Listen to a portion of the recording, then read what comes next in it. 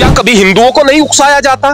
क्या ताजिए जब निकाले जाते हैं उस समय खुले हथियार नहीं लहराए जाते? जब हम बार बार अपने गुनाहों पर पर्दा डालने की कोशिश करते हैं तो भाईचारा नहीं हो सकता है। गोधरा पर फिल्म क्यों नहीं बननी चाहिए? 2002 के दंगे क्यों हो गए थे? अगर संख्या में हिंदू ज्यादा है तो फिर वो संख्या में ज्यादा होने के कारण आप पर भारी पड़ जाएंगे तो फिर आपको तकलीफ हो जाएगी। कल हिंदू गलत करेगा, हिंदू के खिलाफ बोलेंगे, मुस्लिम गलत करेगा तो मुस्लिम के खिलाफ बोलेंगे। पवित्र कुरान आप दिखाइएगा इसको बेटा, पवित्र कुरान। मैं कहीं और से बात नहीं कर रहा, मैं किसी चीज के अपमान की बात नहीं कर रहा हूं, पवित्र कुरान। तो यहां पर लिखा हुआ है, मुसलमानों को चाहिए कि मुसलमानों को छोड़कर हक का इनकार करने वालों को दोस्त न बनाए। कहीं मुशरिकीन कह दिया, कहीं हक का इनकार करने वाले कह दिया। यही ओवैसी कह रहा था कि मोदी कहां चला जाएगा? पहाड़ों पर चला जाएगा। योगी कहां चला जाएगा? वो मठ में चला जाएगा। अभी तो मुसलमान वक्त के एतबार से चुप है, तो हुमरत के यानी गरिमा वाले महीने गुजर जाएं तो मुशरिकीन का कत्ल करो। मुशरिकीन यानी कि जो बहुदेव को मानने वाले हैं, जिनकी पूजा पद्धति उनसे अलग है, उनका कत्ल करो। जहां पाओ उन्हें पकड़ो, घेरो, बैठो हर जगह उनकी घात में। प्यार दबाव से नहीं चलता है भाई, मोहब्बत से देश चलेगा। ना मुसलमान को कहीं जाना है, ना हिंदू को कहीं जाना है, समझने की दोनों का आवश्यक। नमस्कार, स्वागत है आप सभी का बीजीटी न्यूज नेटवर्क पर और मैं हूं आपके साथ विपिन चौधरी। जिस तरीके से देश के अलग अलग हिस्सों में रामनवमी के जुलूस पर पत्थरबाजी हुई और अब दिल्ली में हनुमान जयंती पर शोभा यात्रा निकाली जा रही थी, उस पर पत्थरबाजी हुई, उसको लेकर देश के लोगों में काफी गुस्सा है। हालांकि इस पूरे विषय पर अब राजनीति भी शुरू हो गई है।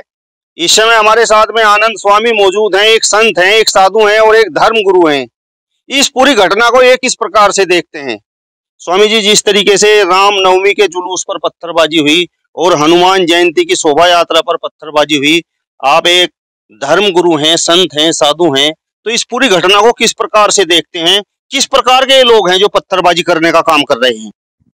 जाहिर सी बात है प्रियवर, अगर कोई भी व्यक्ति कहेगा तो वो इनको अच्छा तो कहेगा नहीं, लेकिन अब सवाल कुछ और पैदा होते हैं। सबसे पहला सवाल यह पैदा होता है कि टीवी डिबेट्स आप लोग देख रहे होंगे, वहां पर डिबेट में जो मुल्ला बैठे हुए हैं, मौलाना बैठे हुए हैं, धर्म के ठेकेदार बैठे हुए हैं, उनसे पूछा जाता है कि ये जो शोभा यात्रा पर पथराव हुआ है, आप क्या इसको सही ठहराते हैं? तो उनका जवाब जानते हो क्या आता है?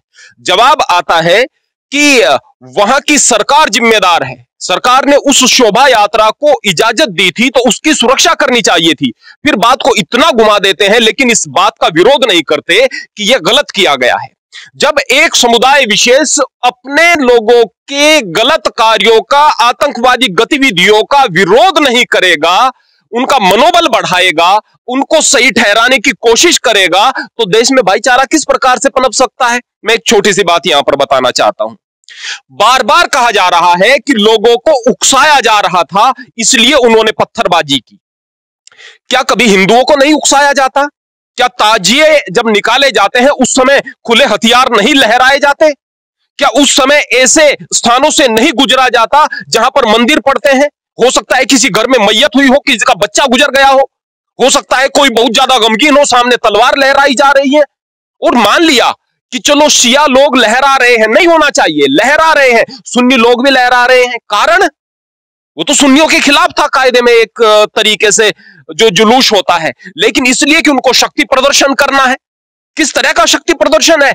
और वहां पर हिंदू जो है वो तो कहीं भी आक्रोशित नहीं होते हैं, वो तो कहीं पत्थरबाजी इस तरह की नहीं करते हैं। जब हम बार बार अपने गुनाहों पर पर्दा डालने की कोशिश करते हैं तो भाईचारा नहीं हो सकता है। जब कोई व्यक्ति गलत काम करता है तो उस धर्म विशेष के, मत विशेष के लोगों का कर्तव्य हो जाता है कि आगे आकर के बुराई करें, बोले कि भाई उकसाएंगे तो इस तरह की चीजें होंगी। मैंने एक उदाहरण दिया, दूसरा उदाहरण देता हूं। कश्मीर में पंडितों के साथ जो चीजें हुई, क्या वहां पर उकसाया नहीं गया था? वहां तो सारी हदें पार हो गई थी। कितने हथियार उन लोगों ने उठाए? कहीं रूट में कुछ गड़बड़ी है, इस चीज को समझना पड़ेगा। अगर हमें भाईचारे की बात करनी है ना, भाईचारे की बात करनी है। आज कह रहे हैं कि देश के अंदर से अमन खत्म हो रहा है। अरे ये अमन खत्म क्यों हो रहा है? जानते हो क्यों हो रहा है? इसलिए कि हिंदू समझने लगा है। अब ना समझ तो हिंदुओं में भी है, फिर मुक्तापूर्ण बात भी करेंगे, इस बात में भी कोई शक नहीं है, लेकिन उनको इस तरह की बात करने के लिए उकसाया किसने? मधुमक्खियां शहद निकाल रही थी छत्ते में, उनका काम शहद निकालना था, उनका और कोई काम था ही नहीं।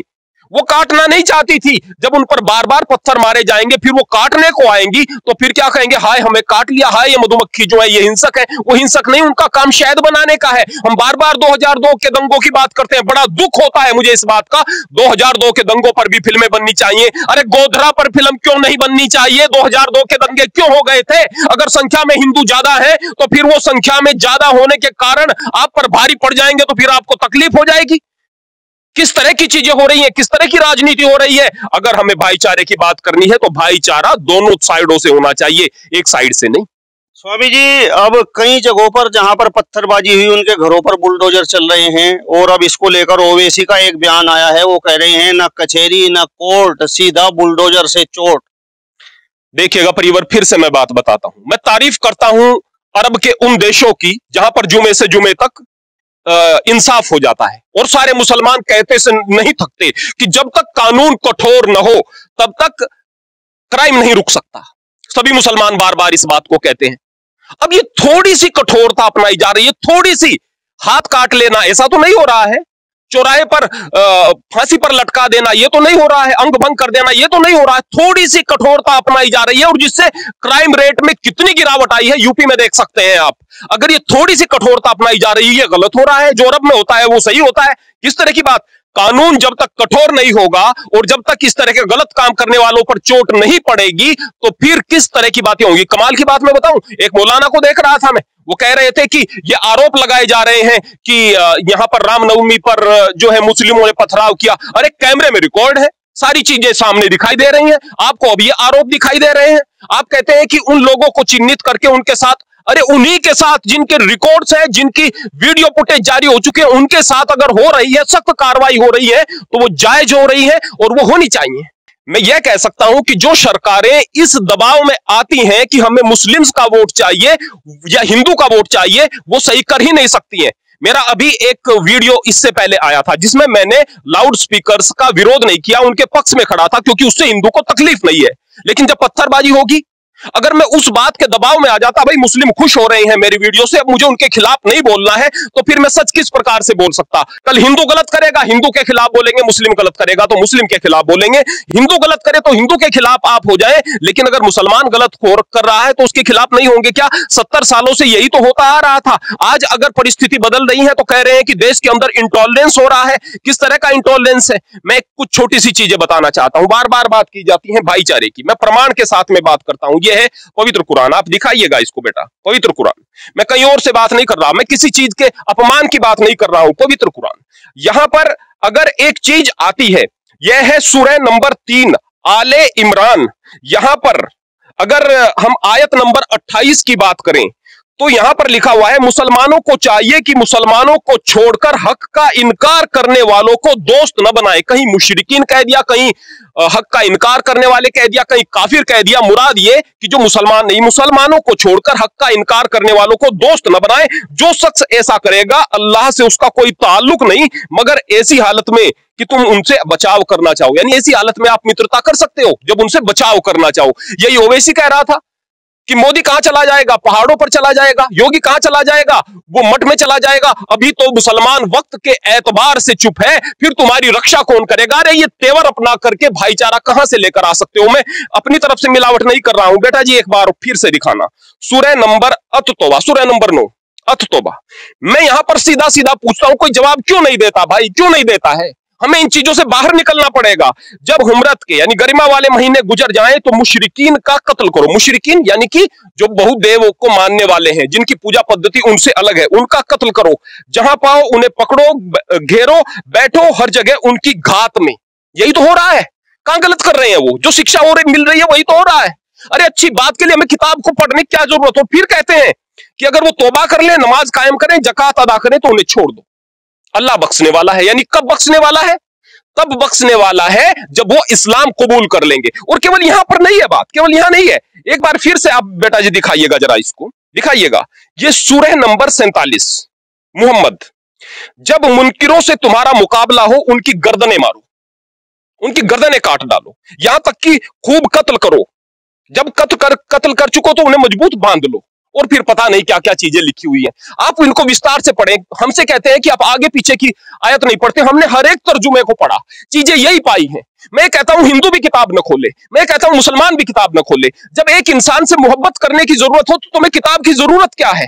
अब आप मोहब्बत कर रहे हैं, मुसलमान भी बेलोस मोहब्बत करता है, कई बार करता है, लेकिन जब किताब का सवाल आ जाता है, जब एक मौलाना आकर कहता है देखो भाई किताब ये बात कह रही है, तो किताब पर तो पूरा इनाम है, ईमान है, क्योंकि वह खुदाई किताब है, आसमानी किताब है। यहां से चीजें गड़बड़ हो जाती हैं। जब इंसानियत का सवाल होता है तो हमें किसी किताब की जरूरत नहीं होनी चाहिए भाई। जब हम इस तरीके से देखेंगे कि भाई देश के अंदर जो है बड़ी आतंक की स्थिति आ गई है, देश के अंदर भाईचारा समाप्त हो रहा है, कुछ समाप्त नहीं हो रहा है, बस अब लोग जागने लगे हैं, लोग इन तर्जुमों को पढ़ने लगे हैं। अब हिंदू ने आवाज उठाना सीख लिया है। वहीं पर कुछ लोग ऐसे भी होंगे, समझदार हर जगह नहीं होते, जो चीजों को सही तरीके से नहीं सोचते हैं। मैं कहता हूं सही तरीके से नहीं सोचते हैं, लेकिन उनको दबाएंगे कैसे, उनको रोकेंगे कैसे? जब बार बार इस तरह की चीजें होंगी तो फिर प्रतिक्रिया स्वरूप चीजें घटित तो होती हैं और आगे आने वाला भविष्य खराब हो जाएगा। उसका एक ही तरीका है, केवल एक तरीका, कि हिंदू मुसलमान अपने अपने जो धर्म के अंदर कट्टरवादी सोच रखने वाली, चाहे वो चीजें हो, चाहे वो किताबें हो, चाहे वो लोग हो, उन चीजों को छोड़कर देश के बारे में सोचे भाई, तब जाकर के बेहतर हो सकता है। स्वामी जी, कुछ लोग कह रहे हैं कि जिस तरीके से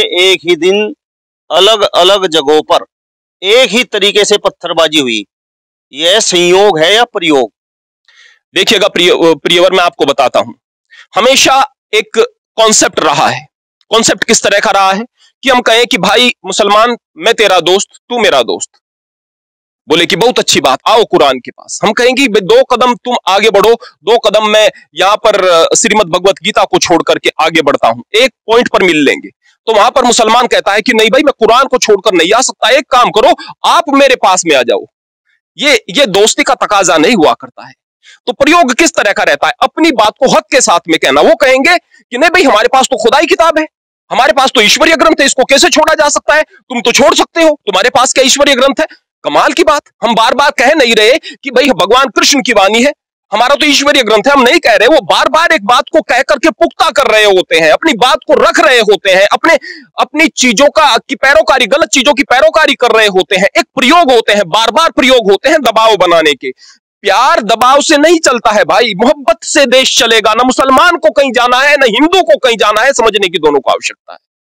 चलिए, तो ये थे हमारे साथ में आनंद स्वामी जी, जिन्होंने पूरे मामले पर विस्तार से चर्चा की है और समझाया है। यदि आपको ये वीडियो पसंद आया हो तो इसे ज्यादा से ज्यादा शेयर कीजिए, लाइक कीजिए, कमेंट्स कीजिए और इसके साथ साथ हमारे चैनल को भी सब्सक्राइब कीजिए। नमस्कार।